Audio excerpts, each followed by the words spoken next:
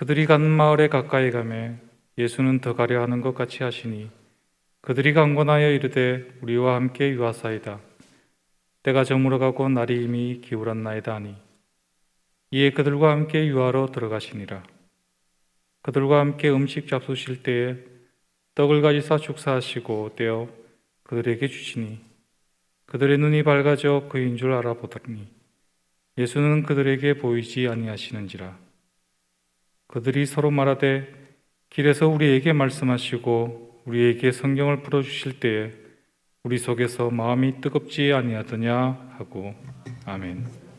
고난주간 특별 새벽기도의 두 번째 날, 오늘도 하나님 앞에 우리의 믿음을 고백하며 나아갔으면 좋겠습니다. 다 함께 가슴에 손 얹을까요? 이 시간 절 따라서 고백하시겠습니다. 나도 부활의 목격자 되길 원합니다. 나도 부활의 목격자 되기 원합니다.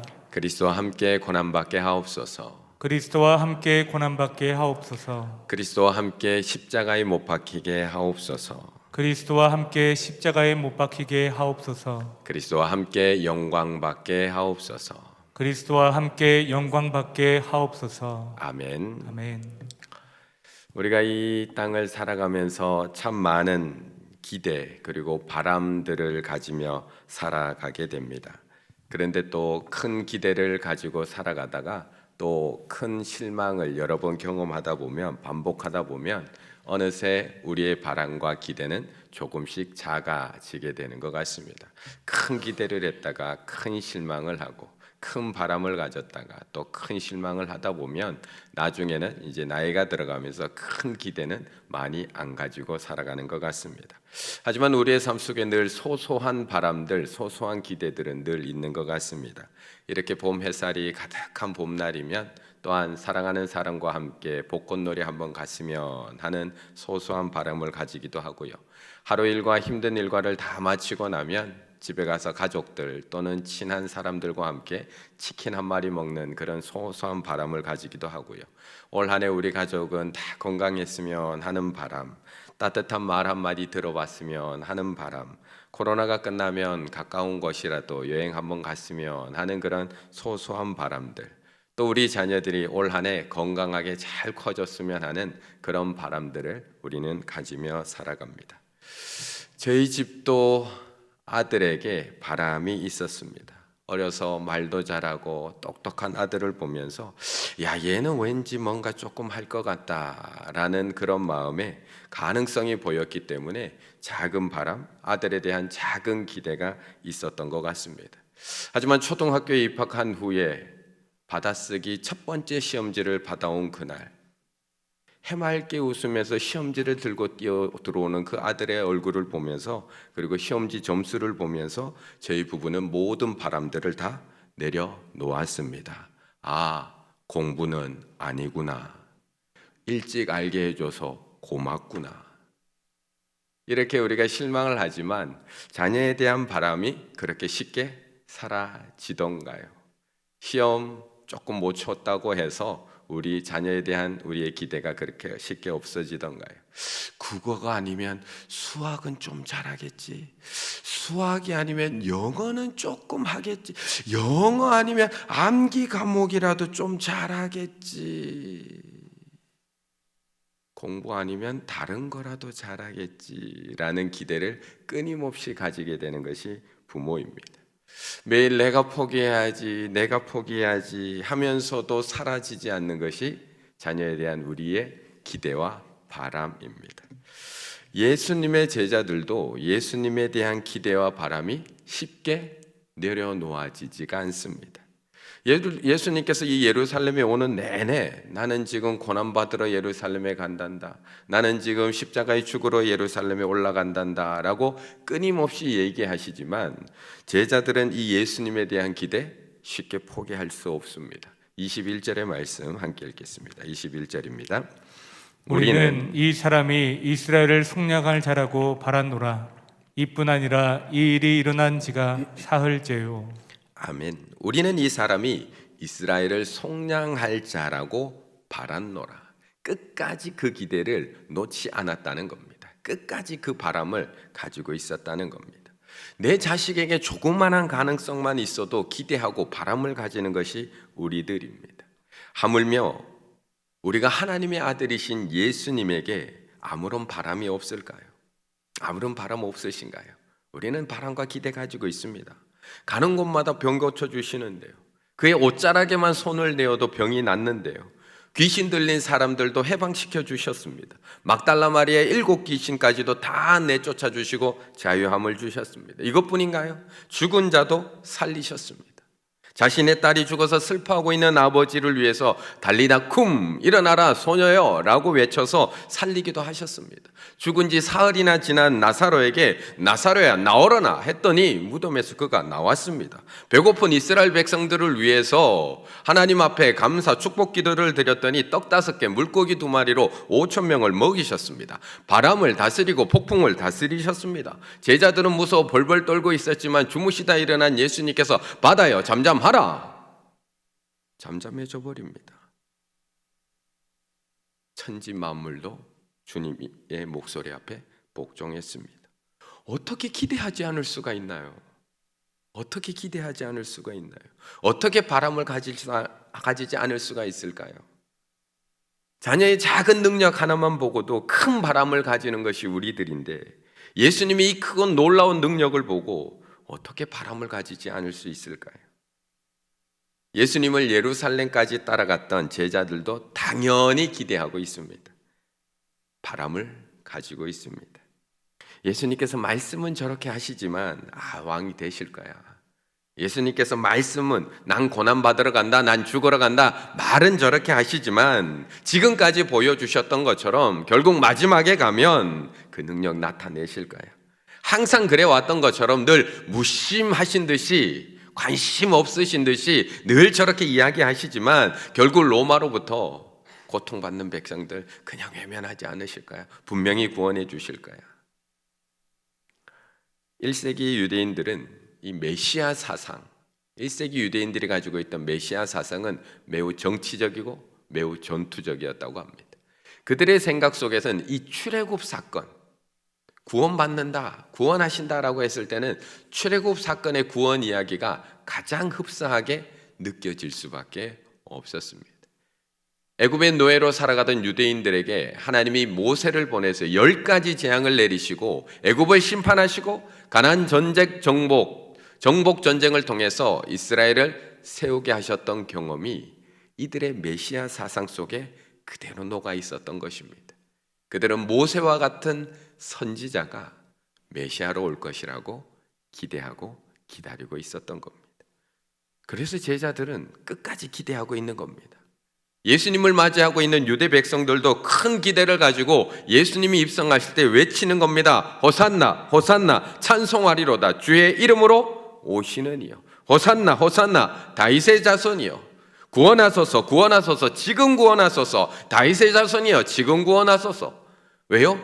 이 사상을 갖고 있었기 때문에, 이러한 메시아를 기다리고 있었기 때문에 지팡이 하나 들고 바로 앞에 서서 이스라엘 백성들을 구원했던 모세처럼 10가지 재앙을 통해서 저들을 심판하기를, 재앙을 내리시기를 기대하고 있었습니다.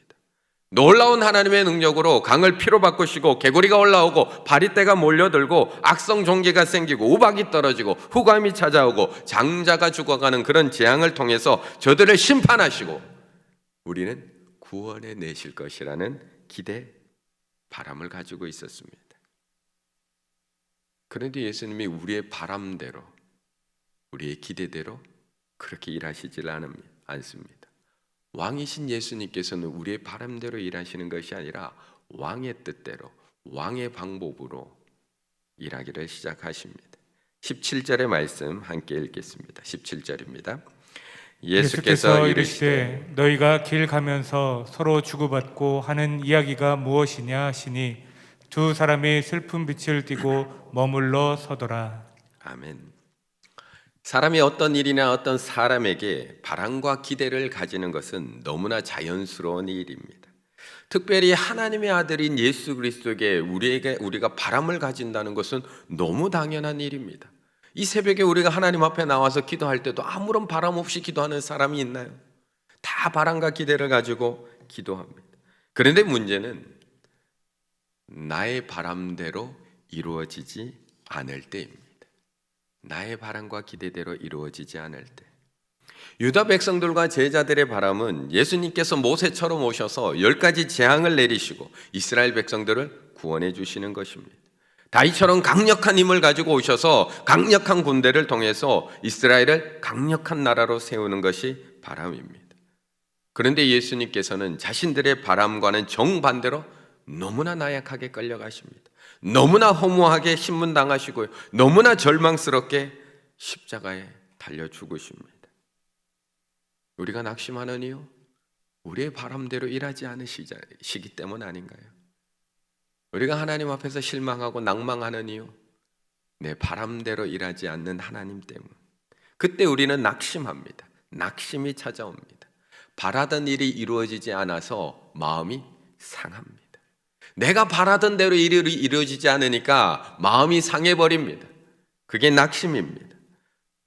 그런데 문제는 마음이 상하고 황폐하게 되면, 우리가 낙심하게 되면 아무것도 들리지도 아무것도 보이지도 아무것도 느끼지도 못한다는 겁니다. 마음이 한번 상하고 나면 좋은 소리가 좋은 소리로 안 들립니다. 마음이 상하면 아무리 좋은 풍경을 봐도 그 풍경이 눈에 들어오지 않습니다. 마음이 상하면 아무리 맛있는 음식을 먹으러 가도 그 음식이 맛있지 않습니다. 오늘 이 두 제자의 마음도 얼마나 낙심되어 있는지 이미 얼굴이 슬픈 빛으로 가득합니다. 그런데 더 심각한 문제는 마음이 상하고 낙심이 되니까 예수님이 보이지도, 예수님의 목소리가 들리지도, 예수님이 느껴지지도 않습니다. 동행하고 계시는데도 말입니다. 15절 16절에 보면 그들이 서로 이야기하며 문의할 때 예수께서 가까이 이르러 그들과 동행하시나. 그들의 눈이 가리워져서 그인 줄 알지 못하거늘. 분명히 예수님께서 가까이 오셨습니다. 동행하고 계십니다. 그런데 눈이 가리워져서 그가 누구인지 알아보지 못합니다. 낙심이 되면, 마음이 상하면, 내 바람대로 일이 되지 않아서 이미 내 마음이 닫혀버리면 예수님이 동행하시는데 눈에 보이지 않습니다. 낙심은 여기서 끝나지 않습니다. 17절 예수께서 이르시되 너희가 길 가면서 서로 주고받고 하는 이야기가 무엇이냐 하시니 이제 대화에 끼어드시기도 합니다. 이제 말도 걸어오십니다. 너희 둘이 주고받는 이야기가 뭐야? 라고 질문을 걸어오십니다. 그런데 낙심한 제자들의 귀에는 그의 음성이 들리지 않습니다. 낙심되면 예수님이 동행하고 계시는데 보이지도 들리지도 않습니다. 32절 그들이 서로 말하되 길에서 우리에게 말씀하시고 우리에게 성경을 풀어주실 때에 우리 속에서 마음이 뜨겁지 아니하더냐. 예수님께서 25일이나 되는 거리를 함께 걸어왔지만 전혀 느끼지 못하고 여기까지 온 겁니다. 뒤에서야 이제 느끼고 있는 겁니다. 부활의 주님이 나와 동행하고 계셨음에도 불구하고 그 임재를 우리는 느낄 수가 없습니다. 부활의 주님이 나에게 말을 걸어오고 계시는데도, 부활의 주님이 나에게 그 눈앞에 함께 동행하고 계시는 대로 함께 유하로 들어오셨음에도 불구하고 낙심한 두 제자는 전혀 그 임재를, 나와 함께 계심을 느끼지 못합니다. 믿는 사람에게 가장 힘든 게 뭔가요? 우리에게 찾아오는 고난이 힘든가요? 하나님을 믿는 하나님의 자녀들에게, 예수 그리스도를 나의 구주로 모시고 사는 우리들에게 가장 고통스러운 게 뭔가요? 나의 삶에 찾아오는 삶의 어려움이 힘든가요? 아니면 그분이 느껴지지 않을 때 힘이 드신가요? 주님의 목소리가 들리지 않는 것, 주님이 눈에 보이지 않는 것, 나의 주님이 조금 더 느껴지지 않는 것, 우리에게 이보다 더 큰 고난이 있는가요? 자녀에게 부모의 목소리가 들리지 않고 부모의 모습이 보이지 않고 부모가 나와 함께 계시지 않는다는 그거보다 더 힘든 고난이 있을까요? 주님만 나와 함께 계시다면 우리 다른 것들 얼마든지 이겨낼 수 있습니다. 아무것도 없는 광야에서, 깜깜한 동굴 속에서도 우리는 주님이 나와 함께 계시다는 것만 알 수 있으면 그거 하나만으로 우리는 얼마든지 참고 이겨낼 수 있습니다. 모든 재산을 다 잃어버리고 10명의 자녀들이 다 죽었을 때도 욥은 하나님께서 나와 함께 계심을 알았기에 그가 하나만으로 욥은 참고 이겨낼 수 있었습니다. 그런데 욥도 괴로워하는 순간이 있었다는 겁니다. 언제요? 하나님이 보이지 않을 때, 하나님의 음성이 들리지 않을 때, 하나님이 나와 함께 계시다는 게 전혀 느껴지지 않을 때. 욥기 23장.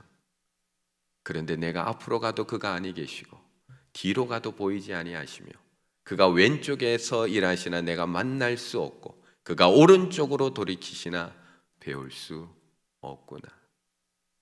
하나님이 나와 함께 계시다는 것이 느껴지지 않을 때, 그의 음성이 들리고 그가 보이지 않을 때 욥도 실망하고 넘어질 수밖에 없습니다.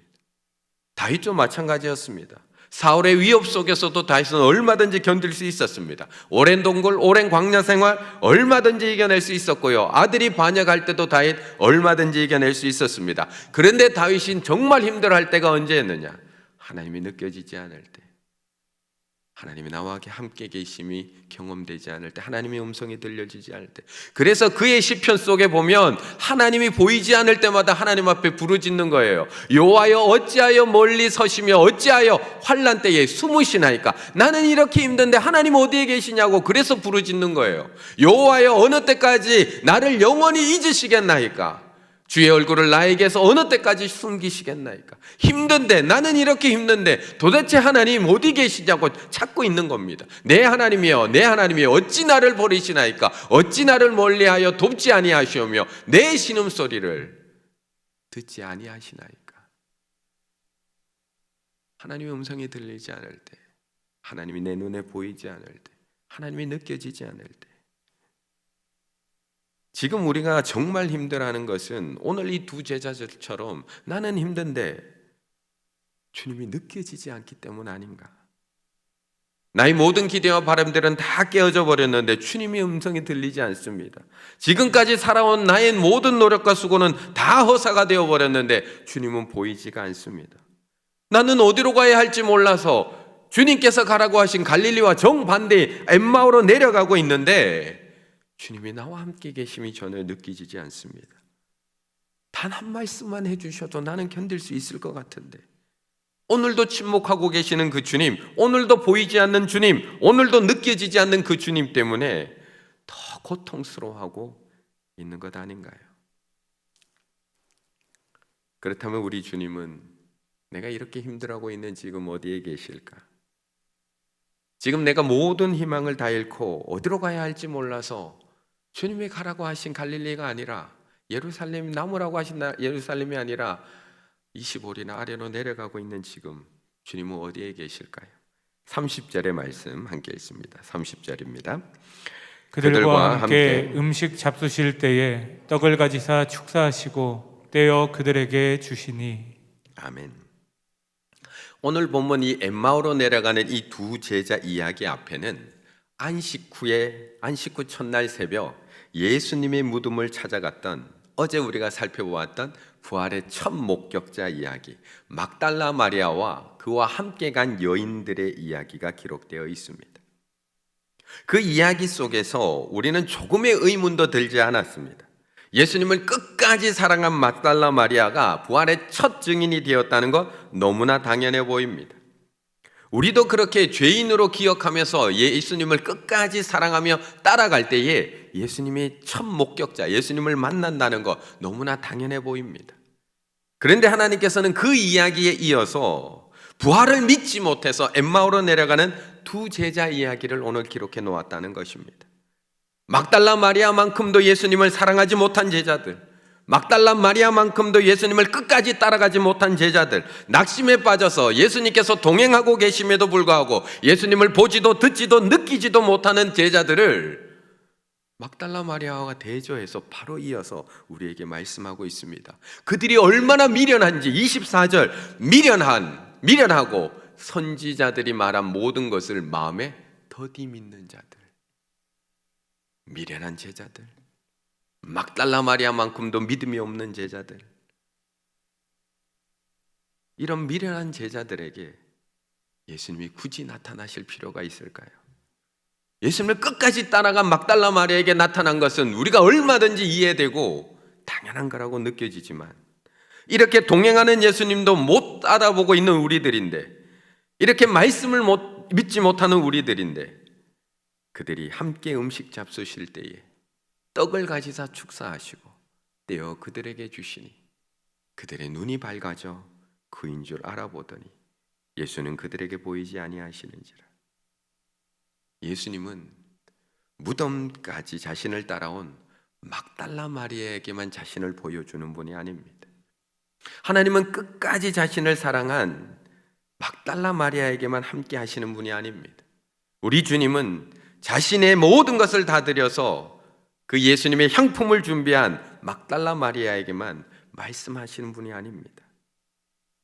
예수님은 내 바람대로 되지 않아서 낙심하여서 엠마오로 내려가는 미련한 제자들에게도 찾아오시는 분이십니다. 예수님은 부활을 믿지 못해서 예수님이 동행하고 계심에도 알지 못하고 있는 제자들에게도 자신을 보여주시는 분입니다. 예수님은 마음에 더디 믿어서 아직도 믿음이 없어서 오늘도 불안해하며 두려워하며 어디로 가야 할지 몰라 하는 우리들과도 오늘도 함께 하시는 분이라는 것을 말씀하고 있는 겁니다. 필립 얀시는 하나님 당신에게 실망했습니다 라는 책에서 이렇게 말합니다. 하나님에게 전혀 실망하지 않는 사람이 있다면 그는 분명 무신론자이다. 무신론자는 하나님께 아무런 기대를 하지 않기 때문이다. 신실한 하나님의 사람들은 모두 숨어 계시는 하나님을 체험했다. 하나님을 모르는 사람들이 아니라 오히려 하나님을 믿고 의지하는 사람들이 숨어 계시는 하나님을 더 많이 체험한다. 하나님을 믿고 의지하기 때문에, 하나님을 믿고 의지하기 때문에 더 많은 기대를 갖고 있는 거고, 그 안에서 때로는 실망하게 된다는 것입니다. 혹 지금 예수님에게 실망하셨나요? 내 바람대로, 내 기대대로 일하지 않는 그 예수님의 모습 때문에 혹시 실망하고 계신가요? 그럼에도 주님은 우리와 함께 계십니다. 보이지 않는 주님으로 인해서 지금 낙심하고 계시나요? 그럼에도 주님은 우리와 함께 계십니다. 주님의 음성이 지금 들리지 않아서 답답해하고 계시나요? 그럼에도 주님은 우리와 함께 계십니다. 숨어 계신 주님으로 인해서 힘들어하고 계시나요? 그럼에도 주님은 우리와 함께 계십니다. 주님의 임재가 전혀 느껴지지 않아서 마음이 식어지고 차갑게 되어버렸나요? 그럼에도 주님은 우리와 함께 계십니다. 그들과 함께 음식 잡수실 때에 그들은 알지 못하고 있었거든요. 그들은 부활의 주님 느끼지 못하고 있었거든요. 하지만 그때에도 주님은 그들과 함께 음식 잡수시면서 자신의 살을 찢어서 주시고 피를 주시며 그들의 눈을 뜨게 하고 계시는 겁니다. 보이지 않아도 주님은 이미 우리와 함께 계십니다. 들리지 않아도 이미 주님은 우리 가운데 함께 계십니다. 내가 느낄 수 없다고 하나님이 나와 함께 계시지 않는 것이 아니라 그들과 함께 음식 잡수실 때에 내가 느끼지 못할 뿐이지 주님은 이미 우리 가운데 함께 계시는 줄로 믿습니다. 오늘 이 새벽 주의 말씀인 이 생명의 떡을 먹을 때 눈이 밝아져 부활하신 주님이 우리와 함께 계심을 목격하시기 바라겠습니다. 이 새벽 성령의 말씀으로 풀어주실 때에 식어진 우리의 심령이 다시 뜨거워지기를 바라겠습니다. 풀어주신 말씀을 통해서 나의 바람이 아니라 주님의 바람이 어디 있는지를 깨달아 내려가는 신앙이 아니라 다시 예루살렘으로 올라가실 수 있는 우리 충일의 가족들 다 되시기를 간절히 바라겠습니다.